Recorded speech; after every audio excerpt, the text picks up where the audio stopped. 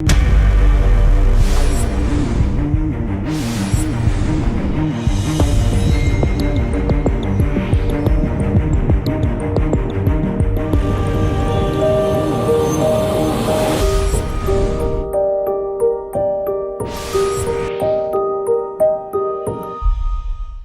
वालेकुम नाजरीन, programme test के साथ मैं हफ्ज़ अयूबी। नाजरीन, आज हमारे जो प्रोग्राम का टॉपिक है वो है एंटी मनी लॉन्ड्रिंग, बेनामी ट्रांजैक्शन एक्ट, मौजूदा हालात में कोरोना का फेज़ 2 और टैक्स निज़ाम किस तरफ हम जा रहे हैं, बेहतरी किस तरह मुमकिन है। बिस्मिल्लाहिर्रहमानिर्रहीम। आज हम बात कर रहे हैं बेनामी एक्ट प्रोहिबिशन एक्ट के ऊपर 2017।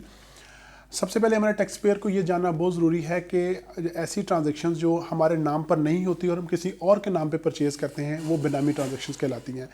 बेनामी एक्ट जो डील करता है वो मूवेबल और इमूवेबल बोथ प्रॉपर्टीज़ को डील करता है।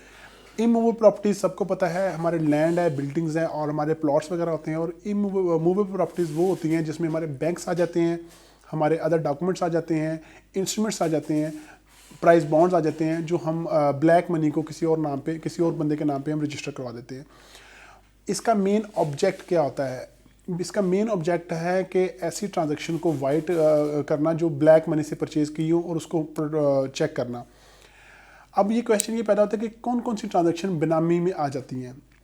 इसके एक एक्ट के अंदर बड़ा क्लियरली है मेंशन है कि ऐसी ट्रांजैक्शंस जिसको आप किसी और के नाम पे परचेज करते हैं, वो नाम कोई फेक बंदा भी हो सकता है, कोई आपका रिलेटिव भी हो सकता है, ब्लड रिलेशन के अलावा ना हो।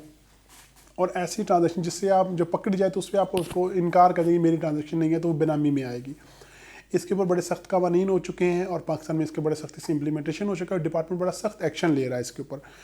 और वो ट्रांजैक्शन जो किसी जो है ना नॉन प्रॉफिट ऑर्गेनाइजेशन को ट्रांसफ़र की गई हो या किसी ट्रस्ट को ट्रांसफ़र की गई हो वो बेनामी में नहीं आएगी, क्योंकि वो डेफिनेटली मेरे नाम पे प्रॉपर्टी है तो मैं किसी ट्रस्ट को वक्फ कर देता हूँ, ट्रस्ट ऑलरेडी रजिस्टर्ड होता है तो वाइट नेम पे है तो उसको एक्सेप्टेबल है।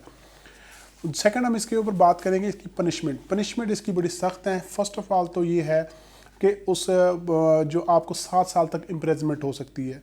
दूसरा इसका पार्ट है 25% of fair market of value. मेरा पॉइंट है फेयर मार्केट, जो एग्जैक्ट 1 लाख रुपये प्रॉपर्टी है तो आपको 25,000 रुपया उसका फाइन किया जाएगा और उसके बाद प्रॉपर्टी वाइट नहीं होगी, प्रॉपर्टी को बहक के सरकार जब्त भी कर लिया जाता है। तो आप इस चीज़ को वेरी क्लियरली देखें कि बेनामी ट्रांजैक्शन आज के दौर में इज़ इट अ क्राइम। बहुत से लोग दावा कर देते हैं ये मेरी प्रॉपर्टी थी, मैंने उसके नाम पे करवाई थी। तो अब कोर्ट के पास ये राइट है कि वो इस एक्ट के मुताबिक इसको लॉ इन्फोर्समेंट अथॉरिटीज़ को रेफ़र करे कि इसको इन्वेस्टिगेट किया जाए। और law enforcement authority first of all उसकी अटैचमेंट करती हैं, फिर इन्वेस्टिगेट करती हैं, फिर इसको बहक सरकार जब्त कर लेती हैं। और इसको आप बच कैसे सकते हैं? टैक्सेशन पॉइंट ऑफ व्यू से भी मैं आपको गाइड करना चाह रहा हूँ और दूसरे point of legal point of view से भी। टैक्सेशन पॉइंट ऑफ व्यू से ये है कि कोई भी प्रॉपर्टीज़ है वो अपने नाम पर ही परचेज की जाए एज सुन एज जितना भी आपको पॉसिबल हो। सेकंड ये है कि अगर आपने अपने नाम पे नहीं, जैसे अब आप बाहर बैठे होते हैं और आउट फॉरेन स्टेट में बैठे हैं और यहाँ फंड्स कर रहे हैं तो आपको प्रॉपर मनी ट्रेल होनी चाहिए। दूसरा ये कि वो एसेट आपके ब्लड रिलेशन परचेज करे। और चौथा ये आपका पॉइंट होना चाहिए कि उसका मेन ऑब्जेक्ट हो गया आप अपने लिए ही परचेज कर रहे हैं, but due to some circumstances आप अपने नाम पे उसका रजिस्ट्री नहीं करवा पा रहे और वो किसी और नाम पे ट्रांसफ़र हो रहा है। और इसके लिए लॉ के अंदर ये भी मेंशन है कि आपके ब्लड रिलेशन जो होंगे उसके ऊपर आप परचेज कर सकते हैं। और जॉइंट अकाउंट जैसे हस्बैंड और वाइफ का जॉइंट अकाउंट है उसके ऊपर बेनामी एक्ट लागू नहीं होता, मगर उसका जो ट्रेल है वो आपकी कंप्लीट होनी चाहिए। आपको मनी ट्रेल पूरी होनी चाहिए, वो वाइट इनकम से आपने वो पैसा अर्न किया है और वो एसेट परचेज किया है।